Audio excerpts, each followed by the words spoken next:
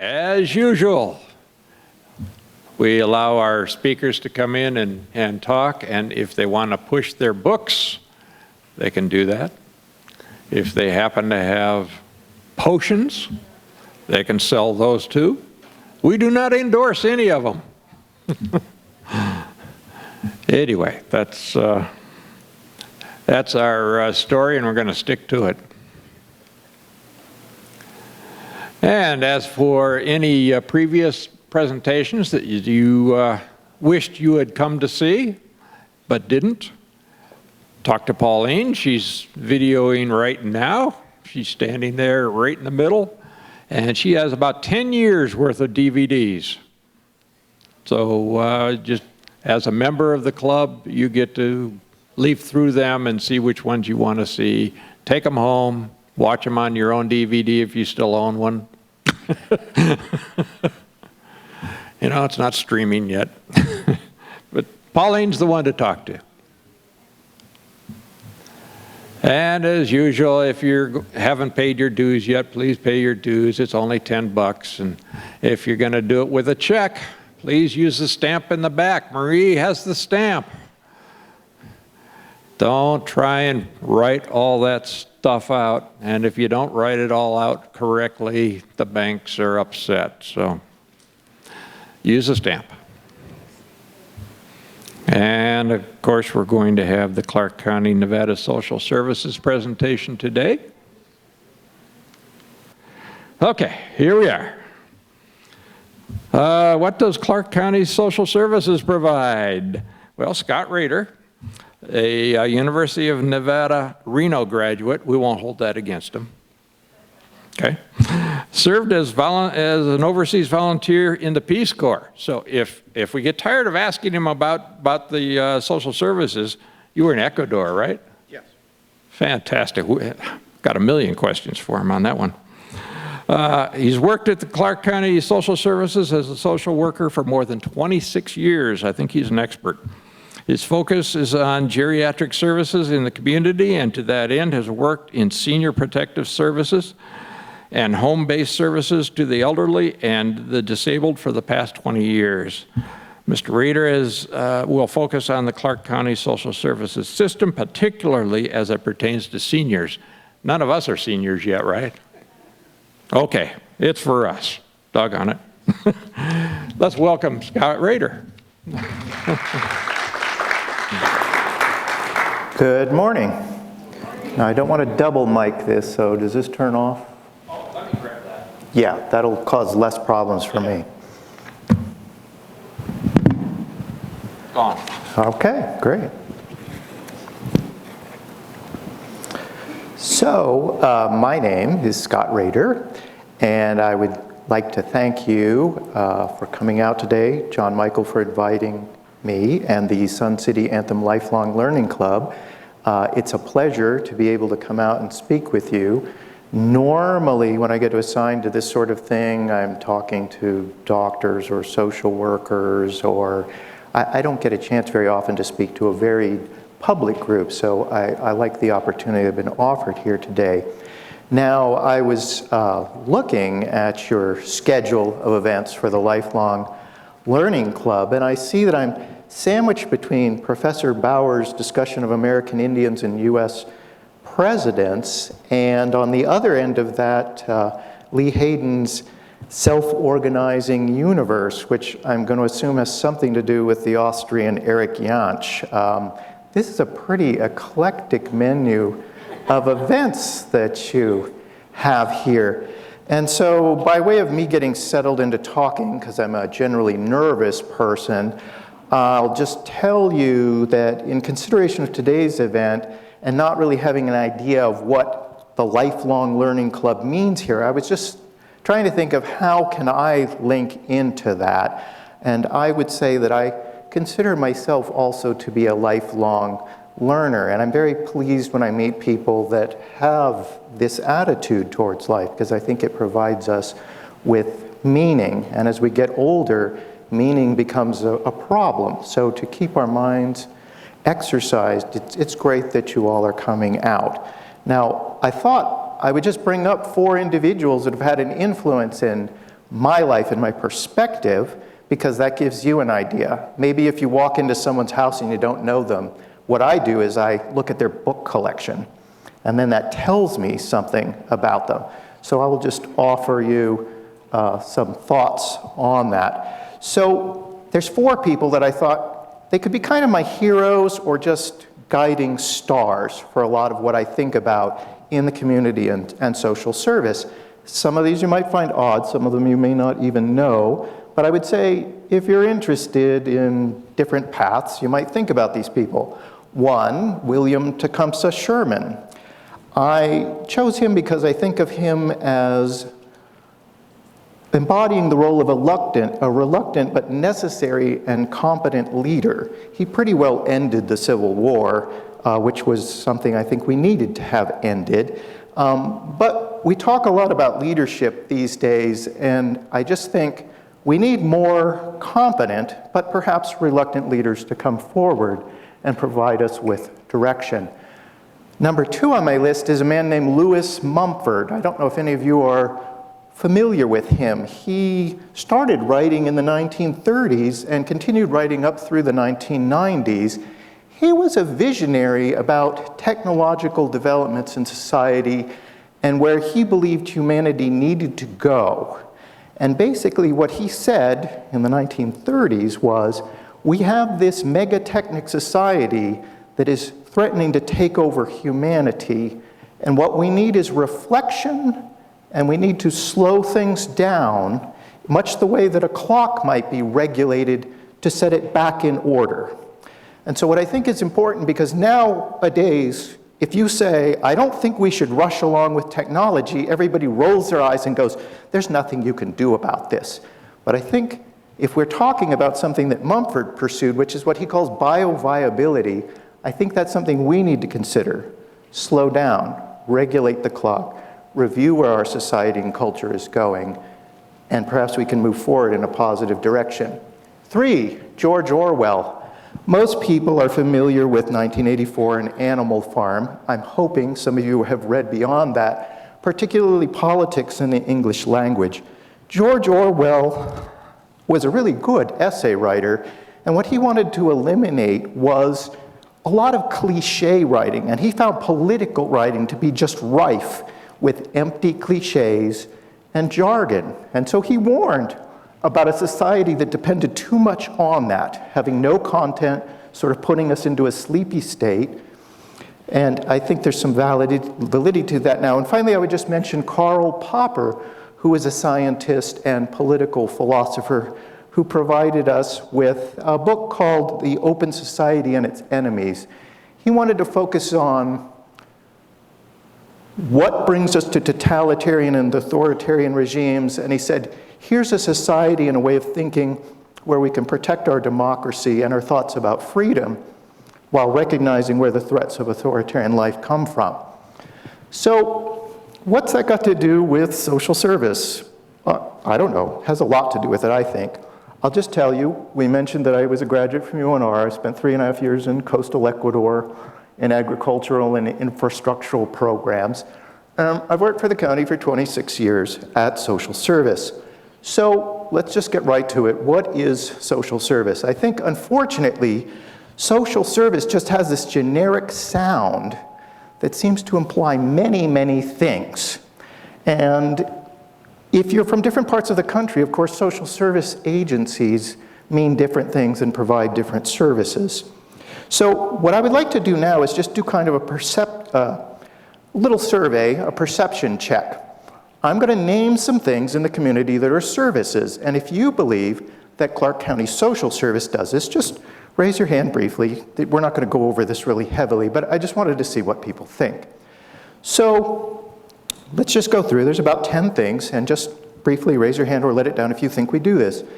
Does Clark County Social Service handle food stamps? Okay. Does social service provide burials and cremations for indigent county residents? Okay, good. Does social service investigate child abuse? Okay, okay. Does social service provide us Medicaid? Okay. Social service provides Section 8 vouchers and subsidized housing. Okay. Social service provides housing, money, and medical service for illegal aliens and undocumented immigrants. Okay. Social service helps put people in nursing homes. Okay. Social service provides extra income to individuals whose Social Security doesn't cover their cost of living. Okay. Social service provides services in Pahrump. Okay, that's kind of a geographical question. All right, here's one. If someone is bothersome in my community, if I call social service, they will send a black van around in the dead of night and the matter will be taken care of.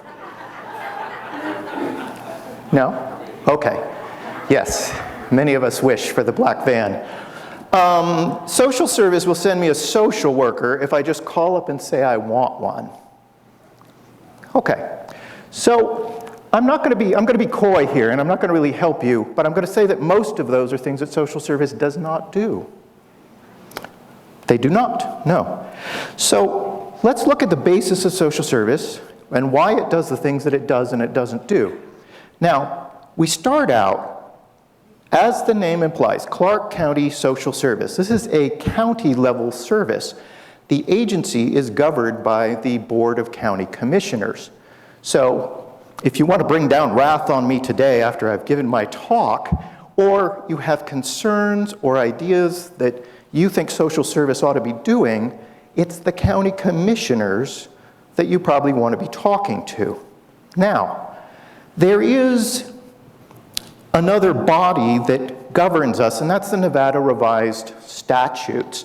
And I promise I'm going to be brief about this, but if you're really one of those people that love NRS and you have trouble sleeping at night, look up Section 248 of the NRS Code, or I'm sorry, 428. And it talks about the counties in Nevada, not just Clark County, but the duty of the counties. And I promise I'll be brief with this. So it says, the title of that is Duty of County to Provide Aid and Relief to Indigents, Duties of County Commissioners. And it says, except otherwise provided in NRS 422, to the extent that money may be lawfully appropriated by the Board of County Commissioners for this purpose, pursuant to NRS 428 and 450, every county shall provide care, support, and relief to the poor, indigent, incompetent, and those incapacitated by age, disease, accident, or motor vehicle crash, lawfully resident therein, when those persons are not supported or relieved by, this is very important, are not supported or relieved by their relatives or guardians, by their own means, or by state hospitals or other state, federal, or private institutions or agencies. Now, that is a huge group of people, and the reason this is important for Clark County Social Service is they think of themselves as being a provider of last resort. And this would be different because this makes the county an eligibility-based agency versus a needs-based agency. If we think of our glasses as filters, those are two totally different filtering systems. Eligibility first, need second. This is the basis of many of the county's programs. When I first worked for the agency, I came like in 1992 or 93, the meat of potatoes issues. Social Service has about 5 offices here in Clark County in Las Vegas. The majority, if you go to one of those offices, and county social service generally expects you to go to them, the majority of the workers there, be they receptionists, eligibility workers, social workers, what their job was and remains to this day was largely confined to assisting childless adult individuals who are indigent with rent and medical assistance, and transportation out of town if you actually weren't a resident or hadn't been here for 6 months and you actually had a place to go.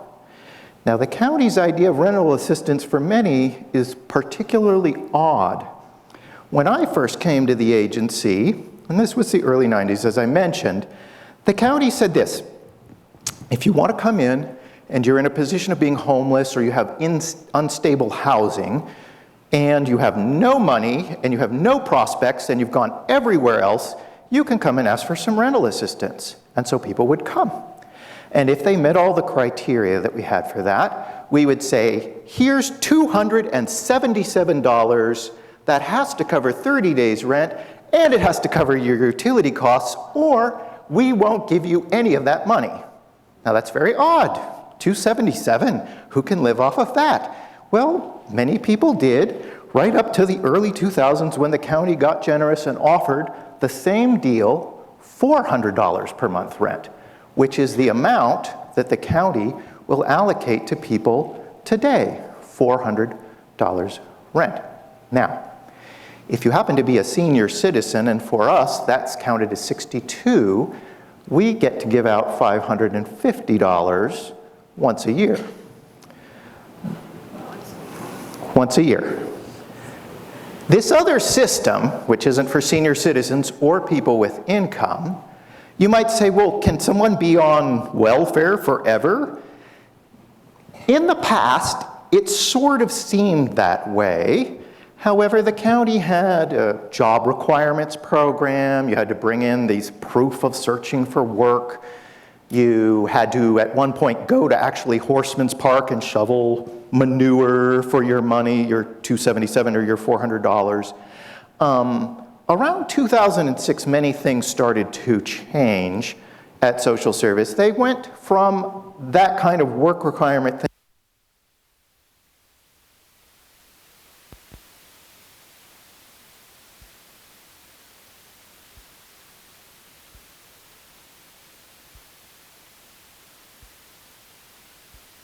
But I'd much rather have a mic. I can do the booming radio voice, or we can do the microphone. Now I'm going to feel like Phil Donahue. Switch is still on. Let's just, whatever. Now, on the other end, when we were not talking about the rent, people used to get their indigent medical care through Clark County Social Service. That was provided principally through UMC, which is the county hospital. UMC had set up clinics around the valley. If you had this county medical card, which was usually issued from month to month or maybe 3 months, maybe a year, you could go into these clinics and get your assistance. Now, with the rise of Obamacare, or the ACA as it's more correctly known, the county did what it always does. It said, wait a minute, remember the Nevada Revised Statutes? It says if the federal government does something, we don't have to. So the county dropped that whole medical system off. So today, there is no indigent county medical system that pertains to coming in, getting a medical card, going to see the doctor. That is all handled now through people that do their various ACA-type activities. Now, something that should be of interest to you, or at least consideration, is if the ACA falls apart or is deliberately destructured to the point where it doesn't function, does that mean Clark County will have to come back using your property tax dollars to fund the indigent medical system again? It is, I would submit to you, a possibility, because the county has to do stuff depending on whether or not different government agencies are accepting that responsibility. Now, besides the medical program, there was the Senior Protective Services Program that consisted of investigations of abuse, neglect, isolation, self-neglect of senior citizens. We had that service up to around 2006, 2007, when we gave it back to the state of Nevada. And to this day, a very important entity in the valley is now called, it was called Elder Protective Services. They've recently changed it to call it Adult protective services. The county doesn't do that anymore. The county does do burials and cremations for indigent individuals who are not covered by other burial plans or the VA or those kinds of systems. The county continues to maintain some assistance in the HIV and AIDS community, and they're branching out into foster care for people who are coming out of the foster care system. A lot of those young people don't seem to have a lot of direction and guidance, so the county is trying to provide for some of those individuals in terms of housing and learning to be independent adults. And the county is involved in a lot of homeless type activities and evaluation, and I'm not going to particularly go into that a lot. You can find some information if you're internet savvy under what they call Help Hope Home. They spend a lot of time talking about the statistics of who's homeless and how they count homelessness, so forth and so on. So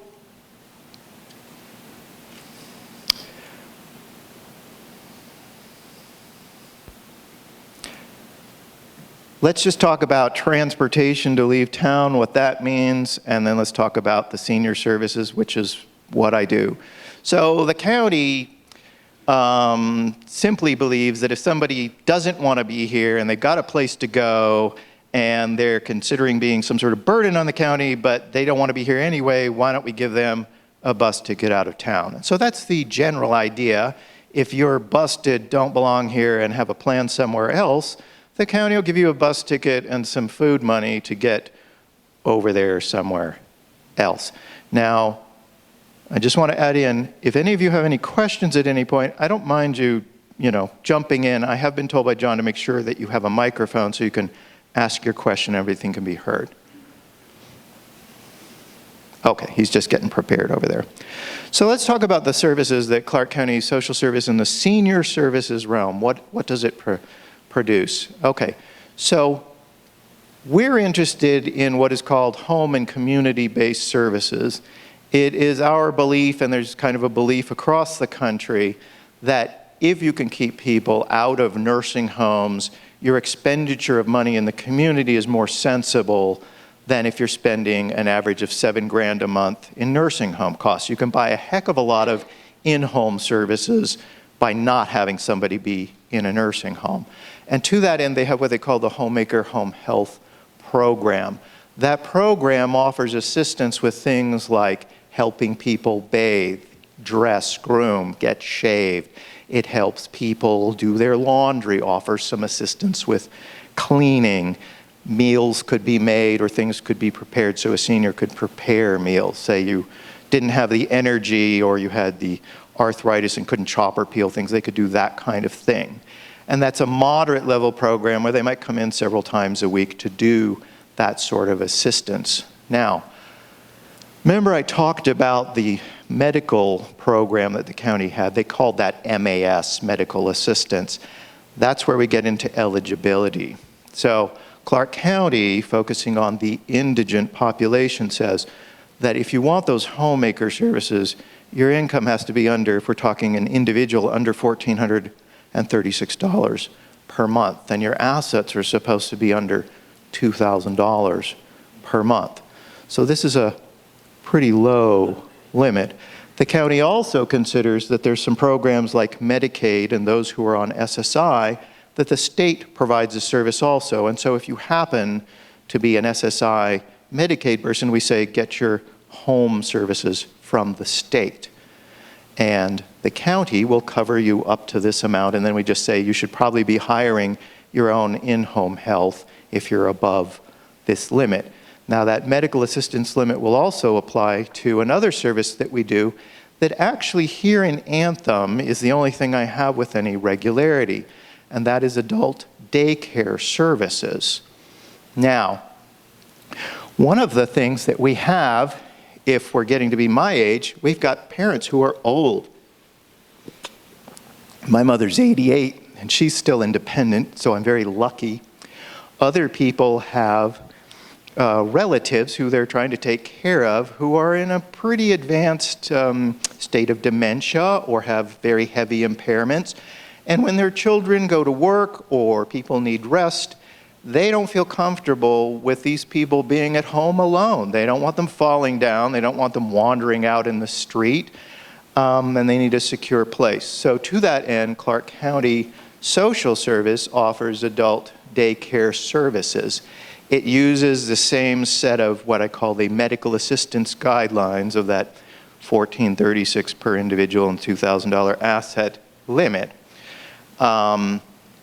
It's one of the best services that we offer because the adult daycare centers are run by very competent private agencies here in town. Probably closest to here would be over at 215 and Ford. If you know where that Star Nursery is, the street next to it's called Ford. There's Nevada Adult Daycare Centers. Nevada Senior Services has several centers here in town. Closest here would be up on College Drive. They have a center, but they're also over off of Jones and Oakey, over at Jones and Washington, down near Lulac on Maryland Parkway, and I don't know, Stewart, there's another one. These are nice, safe environments that are clean, where people can go during the day while their children or husbands or wives are out doing other things. And I would encourage, yes, ma'am. You're going to have the microphone. I was just wondering, do you have to qualify for that? The parent has to qualify for it, or the people that are going to work? I've been told to repeat the question. So what I'm hearing here is what we would call a who is the household question. So if you have a parent in your home and you're an adult, are we counting everybody that lives at the house or not? And the answer to that is no. Unless you're mixing up your assets, and I do say to people, be very careful if you're taking care of your elder loved one to keep their money separate from your money. So if you have somebody in the home that just has $800 or $900 a month in Social Security, maybe they're helping you with a little rent, maybe they're not, they are their own household. So when I come to see people, particularly here in Anthem, that's usually the deal. Here's grandma, here's her income, here's her savings. Is she eligible? I'm not looking at the other 5 people in the house, their jobs, their retirement pensions, and so forth.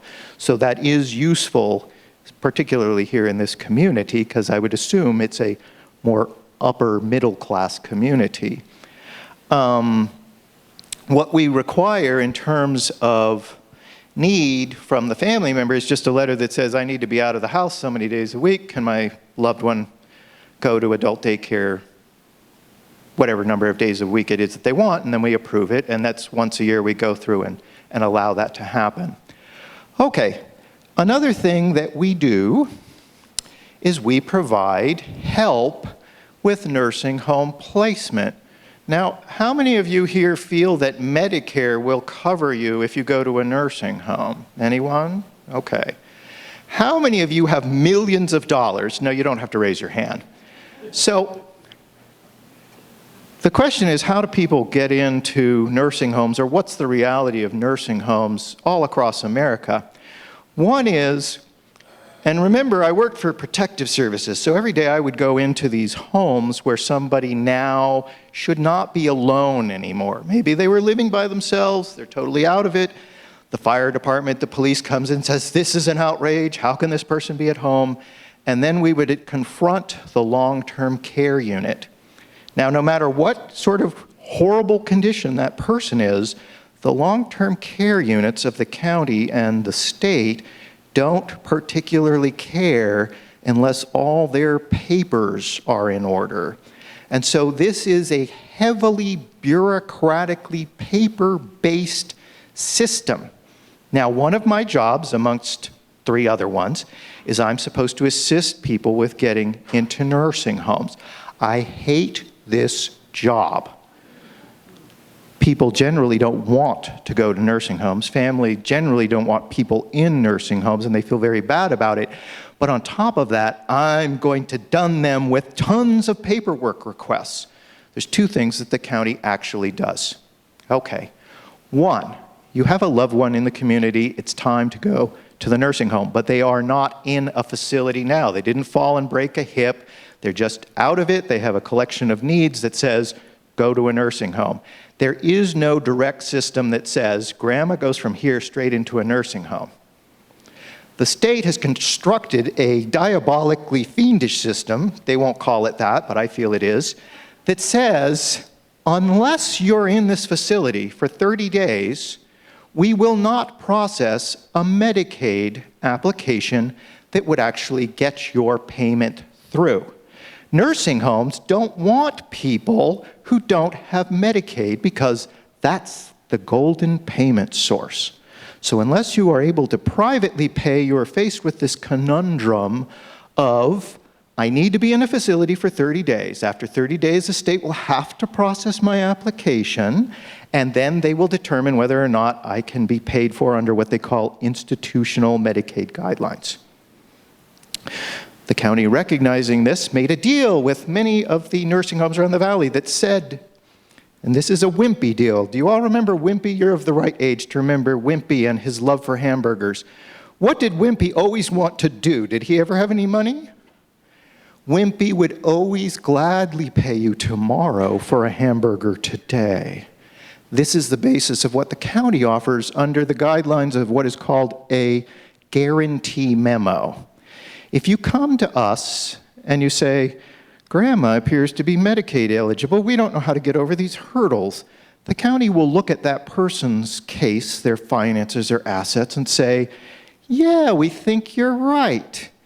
We're going to take all those papers and we're going to sit on them for a month, and we're going to promise the nursing home that if you take them for a month, everything will be perfect. And then, after a month, I'll go down to Craig Road, which is where Nevada State Welfare's institutional Medicaid unit is, and I will hand them the papers and I will go, aha, you must process this now. These people are going to get Medicaid. Now, that's the golden scenario. One, most of the nursing homes we contract still don't believe Wimpy, and they don't really want to take anyone. And so it's always a struggle to find an available bed. Number two is, to get into that whole system, you're actually asking the county to do the state's job for them, which means in advance, we assess all of your finances and assets, and we say, yeah, this looks good, or you gave us a bunch of papers, and we're not going to do this because we found the flaw, we found the thing you forgot to tell us, we found that property you didn't mention, whatever it was. So our guarantee is only good to the point where we can say, yes, we can offer this, or no, we can't. Now, if we get the person into the nursing home, I wait a month, I turn the papers in, and I tell family members, please, this looks nice. Keep grandma's bank statements, keep everything in order, don't do anything crazy with the assets until the state is done. And you will think that the state is done because 45 days, 60 days, 90 days will pass. Grandma's in the nursing home. She's happy you haven't heard anything. And then the state will send you a list. We want all this stuff now. And so you must be prepared. And there's no harm to it. You can be prepared, but you'd be surprised at how many people just go, la, la, la, I'm all done, grandma's taken care of. And then the state asks for a bunch of stuff, and then they say, we're not paying for this. So that's the other dangerous little tripwire with the state. The second kind of thing that the county pays for in terms of nursing home payment, if you are a person who has an income of around $2,300 a month, I'm not going to be specific, but it's about that, and you have more than that, but under like $7,000 a month, the county, Clark County, will pay for a person's nursing home payment. So they're saying you're not eligible for Medicaid, and it's for perfectly good reasons. It's because you have too much money, but you fall below our top limit, which would be the private pay rate, and so we will pay. So there's only two categories that Clark County has anything to do with nursing home placement: the wonderful guarantee memo, or the county's actually paying the bill, period. Now, what happens to people's money? The other thing that people are going to ask, well, does all of grandma's check or grandpa's check or whoever's check go to the nursing home? Yes. The person ends up with $35 a month. That's the personal needs allowance if you happen to be in a nursing home. And so all of their money's going to go, and then the county's going to pay the rest, or the Medicaid's going to pay the rest, but that person will not be keeping lots of money, okay? did anyone have any questions about that particular topic? Microphone. When you said they're allowed to keep $35 a month, are all their medications and food and medical expenses paid for when they're in the nursing home? Okay, so the Or does it question have to is, come are you out of the going to 35? get stuck with $35 a month and no way to buy your medications? So if you are a Medicaid recipient, which is where almost all of the clients are, the answer to that is you're Medicaid, so Medicaid pays for everything. So the reason they say $35 a month is everything is supposed to be paid for. Does that help? Okay.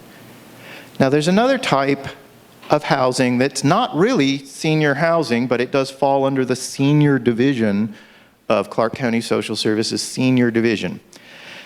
That is adult group care. So we talked about being in a home and living independently, needing no sort of assistance. The next level is you get help from somebody because you have some sort of impairment, but you can stay in the home.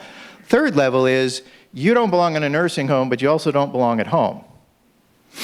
Now, in the past, and things have been muddied over the years by what is called assisted living, in the past, what the county did was they had group home placement, but they stopped placing people at the age of 65. So Clark County does adult group care placement for incapacitated individuals who are not mentally ill and who are not developmentally delayed, but have some other set of problems that keeps them from being independent.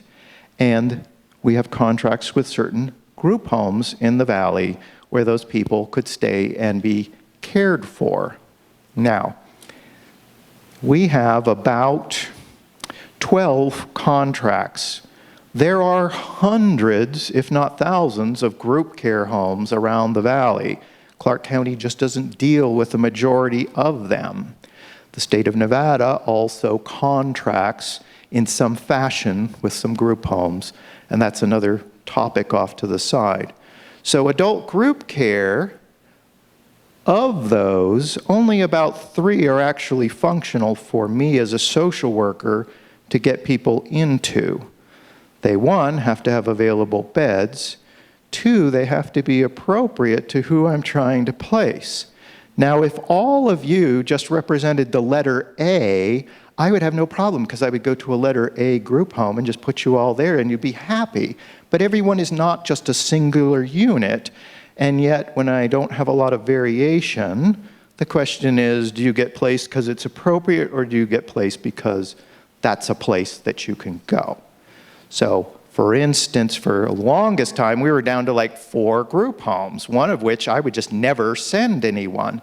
The county went out and got another 10 group homes, and they were all Alzheimer's dementia care nursing or group homes. That's great, except my population stops at 65. So whereas there are demented people under 65, you've just gotten a bunch of contracts with people that basically I can't use. And when I call them up and I say I have a 35-year-old lady with MS, they say, don't you have an 85-year-old with dementia? And I say, no. And they say, oh, well, we don't want to place that person. She's too young. She'll just go crazy here. I say, thanks. I'm glad you have a contract with us for some reason. Okay, so those are the heavy services that the senior unit provides. There's a couple of kind of side or satellite types of help.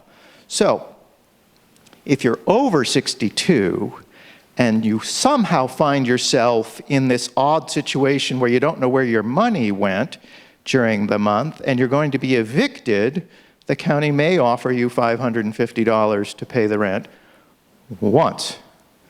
And so we have a lot of seniors that I will say in some of the affordable housing contexts, they occasionally run into problems at casinos and spend all their money. And the question is, because we're not going to do this a bunch, is it better to not have that person 108 degrees outside in a wheelchair moaning that they've been kicked out of their apartment? We feel it would be better that they stay there, that we pay the rent once, and solve the problem and say, we know what happened here, don't do this again, because we don't want you to be at the shade tree shelter or somewhere else. So we will help out with some financial assistance for seniors. The Senior Advocate Program, you may see in some of the paperwork that I have here, it doesn't really exist anymore, so I'm not going to spend a lot of time talking about it. One of the things that the Senior Advocate Program, or its remnant, is this thing called the Royal Pages. Now, I don't know, there's about 25 or 30 copies here. I would recommend you pick one of these up. The reason being is this. Are you all familiar with what they call information and referral? Information and referral is kind of a plague. When various federal, state, and county agencies decided they were going to defund everything, they thought a way of solving the problem was to set up dozens and dozens of helpful phone banks where you would call up for information and referral. And these people were all trained in customer service excellence. So no matter who you talked to, they were perfectly charming, and they would offer you 10 phone numbers to call that would lead to not the resolution of your problem or your concern, but 10 more phone numbers that you would call. And those people would be nice, and they would talk to you, and they'd say, oh, you're so sweet. I'm just so sorry about your problem. Here's another 10 phone numbers. So to kind of get around that, the state and the county came up with the 211 system. Now, if you've ever tried to deal with the 211 system, they have this weird search engine that when you put stuff into it, it's not particularly clear, or they call you up, and you know what they're using? The Royal Pages. So I just say, go to the Royal Pages, and you don't have to call 211, and you don't have to call all of those wonderful, charming customer service people who will refer you to all the numbers that are here in this guide. And this is updated, and it talks about all the services for seniors and some of the disabled community, and it's in this guide. Now, I will also say, if you don't get a copy, but you do have access to the internet, you can also look at or print the Royal Pages through the county's website.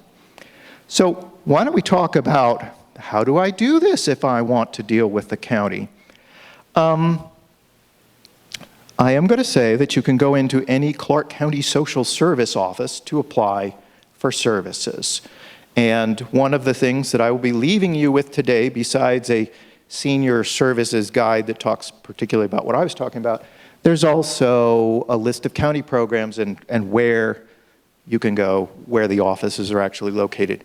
You can also go to clarkcountynv.gov, look up the county's website and look under social service, and you will find many forms or things like the Royal Pages there, which you can just go to directly and find.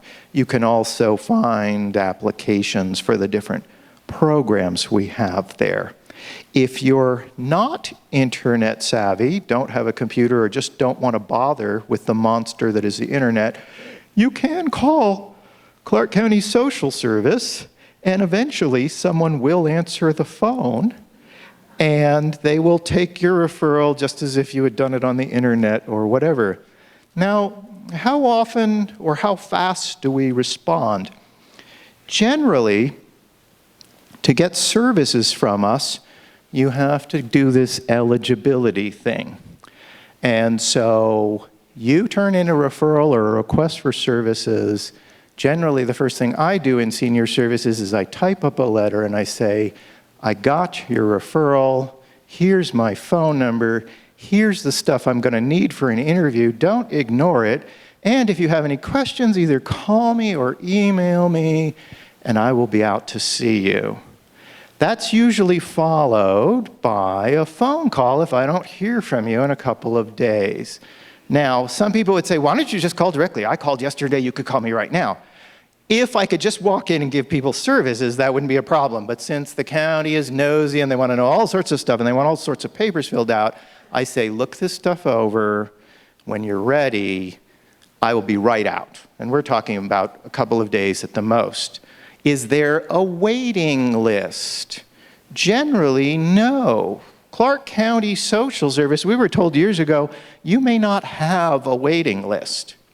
If you call the state, they're going to tell you something else. They're going to say, oh, you want services? That's great. We've got great services. It's going to be 6 months to 2 years before we get around to you. So what I would say is what slows people down with the county and their application is they're not providing the paperwork. Once the paperwork's provided, there isn't really a wait. It's like, yep, that's approved. No, it's not approved. Services start within a week. They are quick services, especially if we're talking about homemaker type services. The other services are simply delayed by our need for things like if you're going to go to daycare, all the contractors are going to want a physical from a doctor. They're going to want a chest x-ray or a PPD for tuberculosis. Those are kind of off to the side of, yes, you can go, no, you can't go. It's just like you get the stuff, you can start attending these programs.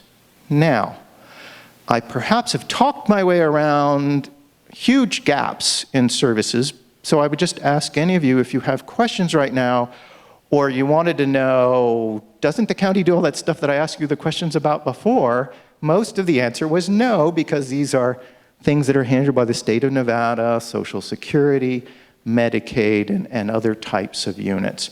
So I just want you to know social service exists. Its name is nebulous. I will share with you something, since we're all here. Do you all recall, I'm trying to think of when it was. When I was a young man, I used to think that entities, state and county government was competent and they wanted to help out the community, and that civil service was an honorable thing. I still think that it is. And I think we should do our best to make government run correctly. But at a certain point, everyone's hair caught on fire, and they said, did you know that although the United States has been a republic for over 200 years, without a mission and vision statement, we apparently haven't been doing anything at all. And so the county said, you all have to come up. You must come up with a mission and vision statement. And social service said, that's right, because we don't know what we do without it. And so this is what they came up with. And I have a measure about things. Would I be proud to sit my grandchild on my knee and say, you know what Grandpa did? Grandpa came up with a mission and a vision statement, and I just want to hear it. I want you to hear it because it's so inspirational. It will give you guidance in life. So Clark County Social Service has a mission.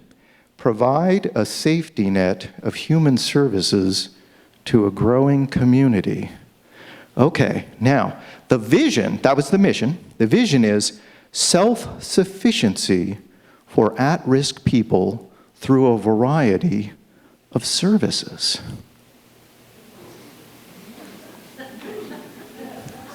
That has been our guiding star. Now, that took 6 months and a committee to develop. Now, there used to be a lovely lady named Barbara Wright that worked at County Social Service. And we have meetings like yours, and we fill up about this size room. And when they rolled that out, Barbara said, geez, couldn't we just name it something like People Helping Folks Out? And everybody in the room went, yeah, we'd much rather be known for that than this. So at any rate, what I would encourage in your interactions with state, county people, ask them lots of questions. If you feel that your community is not getting what you feel they should be getting, you're going to need to talk to your public officials and have a clear message to them, the things that you want done. The advantage of speaking with your Clark County commissioners is they're actually accessible and they actually do pay attention, especially if you provide them with something that gets them thinking, because they've got a lot to do, and if you're not very specific, it's just that. But I'll tell you, if they give County Social Service what they call an action request, we're all over it because the commissioners called and they want to know what's going on. And so this is a way to directly influence policy and direction of the agencies, be it state, Medicaid, being Clark County Social Service.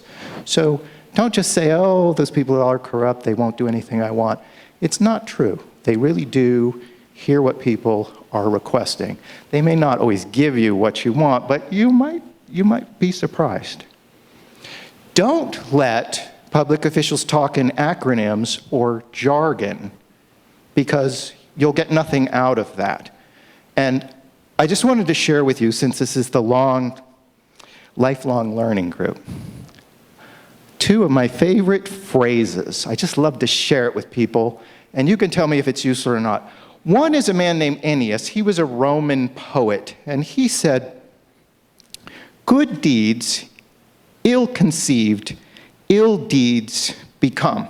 And so when I interact with people or when I think of things, I say, am I going to do something poorly planned that's not going to result in something good, even though I think it is, and it ends up being a huge mess?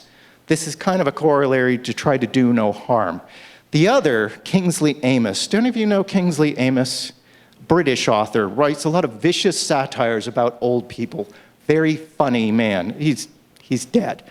But he said, jargon creates the impression of vigor in its absence.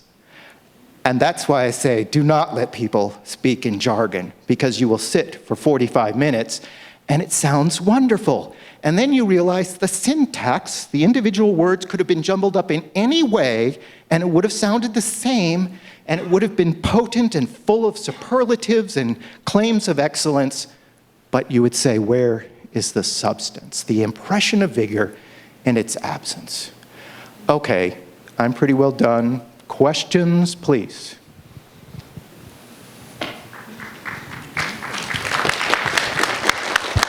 I was just curious about the adult daycare centers that you were talking about. Are those manned by Clark County employees? Is it outsourced? Are they volunteered? Okay, so you're asking a question about adult daycare and who it's manned and staffed by. Clark County has largely gotten on the bandwagon of privatizing everything. Now, in my opinion, sometimes that's fine, and sometimes it's just dumb. They never measure to see if one thing's good or not. These are private entities that contract with the county to provide the service. In terms of adult daycare, as I've mentioned, I think that's the best service we offer. Those centers are run very well. They have good administrators, they have registered nursing staff, they have people who can administer medications, they have good food, they can bathe people if they need to be bathed. It's a nice, sensible package, and I feel comfortable saying to people, try and use that system, it's fine. Sir, or, yeah, let's do that. Yes, I have a question about Yeah. qualifying for some of your services. Yeah. Is there a length of time by where you look at a person's history and decide they qualify or don't qualify? And then what about trusts, where people tie their money up into trusts and get it out from under their responsibility? Trusts. If you have income trusts, use your attorney to figure out how to spend your money down. Those make me crazy. You're asking about a time frame. This is why I get crazy. Clark County Social Service has what they call a lump sum or an asset divestiture look back. So some people used to be rich, but they're not now. And in some fashion, their money went away. Clark County Social Service looks back 3 years and says things like, did you have $1 million yesterday that you gave away? Did you have 4 properties in California that you didn't tell us about? And they will go back that length of time hunting to see what happened with your money. Now, 3 years is pretty crazy, but you know what the state of Nevada expects? 5 years. 5 years with a type of accounting that says any transaction $500 or above coming in or going out of your account, you have to show paperwork on. Now, I just think of in my own house how I throw money out over the years. It's like, could I justify that $600 that went that month? No way. But this is part of the game, and it has partly to do with attorneys and trusts. Now, the state of Nevada has their own legal team that looks at trusts. Clark County Social Service doesn't. They give it to dumb people like me who never had a hint of math, and that's not our thing. But we will go back and demand all that information. Now, I would say in a sensible world, we would also use our fiscal department and our attorneys to look at that, not dumb social workers. Trusts have very specific sets of rules, and I am not professionally competent to talk about them. But be aware, they're looking at 3 to 5 years, depending on which system you're looking at. And that's important. Did you have another question? Good morning. Thank you for your presentation. We appreciate it. Quite welcome. About a month ago, the Lifelong Learning Club had a program called The Guardian. This is the Public Guardian's Office? The Public Guardian's Okay. Office. And they talked about how the Guardians came over and they took over people's assets and things like that. Are you familiar with that program? My office is actually based in their office. So yes, I have some knowledge of them, and also the representative payee system, which is kind of a side shoot of that. Did you have a particular question? Well, no, I just wanted to know if you were familiar with the Guardian program, because Yes. it was kind of scary for senior citizens to see some of that stuff, that these people came in and actually took over households and they took over their assets. Okay. And All right. So you're bringing up something that's really important in the community. And this has something to do with protective services.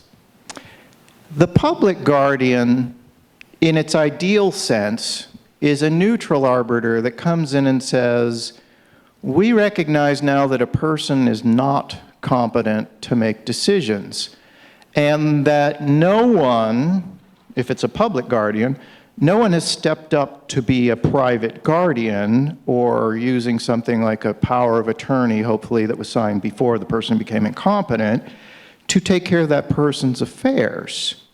Because one of the terrible dilemmas of protective services that I had as a protective service worker, see, in the world of protective services, between the police and social service entities is this.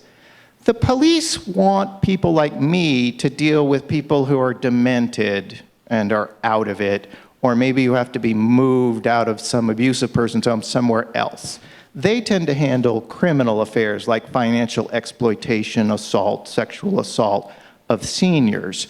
But what the social workers most of the time end up with in the community, and when we talk about adult or elder protective services, the largest group by far are people who have just lost it. There's nobody in charge of them. They don't know where they are anymore. And you're supposed to do something with them without legal authority. The protective service units are not guardians. So if we think of some of the elements of protective services, we had in the past a three-legged stool, and this is really the only way things work. You have the police for criminal affairs. You have social service departments for non-criminal social problems. You have the guardian's office to be legally in charge of people who have been deemed incompetent. Now, you have certain fears, and having worked with actual guardians who are in jail now, I know one guardian who ended up in jail. She was a very nice lady, but she apparently had problems with gambling and stole a bunch of money. The guardianship system is swamped. The public guardianship system is swamped. And so what the courts have done are a couple of things, and this totally works against me if I'm a protective service worker. If I'm a protective service worker, and I meet a lady, for example, that regularly heats up her plastic tray meals on her stove and they melt into the stove, and she thinks that nighttime is daytime and so forth, I need to have some kind of control over that person, and that's what that is good for. But as the system has become swamped, the courts have started farming out guardianships to private attorneys, some of whom are fine and others who are not. But it's a regulation that, this is part of the problem with privatizing certain things. You get farther and farther away from protecting or providing the service that's central and attending to these other outer entities. And I see this, be it with guardians, I see it with doing the privatization of home care. Instead of focusing on that client getting the service, now I'm battling with a business contract. How come you didn't send somebody here? How come you didn't do this? Well, we have a contract and we can't do this and we can't do that. And I say, now this person's problem is secondary to me attending to this other thing. So in terms of the public guardian's office, I think for them to go back to what they did, it would be preferable, but that also means hiring money, resources, and so forth. If you want good community services in Las Vegas, if you don't want Nevada to be referred to as the Mississippi of the West, as it's been known ever since I've been here in the 1970s, Nevada will have to be dragged kicking and screaming into this century and start attending to needs. That's going to be generating funds, hiring people, having actual competent people to do logistics and planning to assure that those programs are developed and serve the community. What I would say is personally disturbing to me about the Guardian system is, if I had a demented lady with $800 to her name, they were less interested in her than the lady that had $250,000 to her name. Both had the same, I had the legal quandary of, this person needs to be cared for and attended to. Why would the $800 lady be less interesting to you than the $200,000 or the $1 million lady? And that's where we get into that whole thing where you go, well, what about the money? Where does it go? Attorneys' fees, you know, the whole thing. We must think as a society, though, with a population that keeps getting older.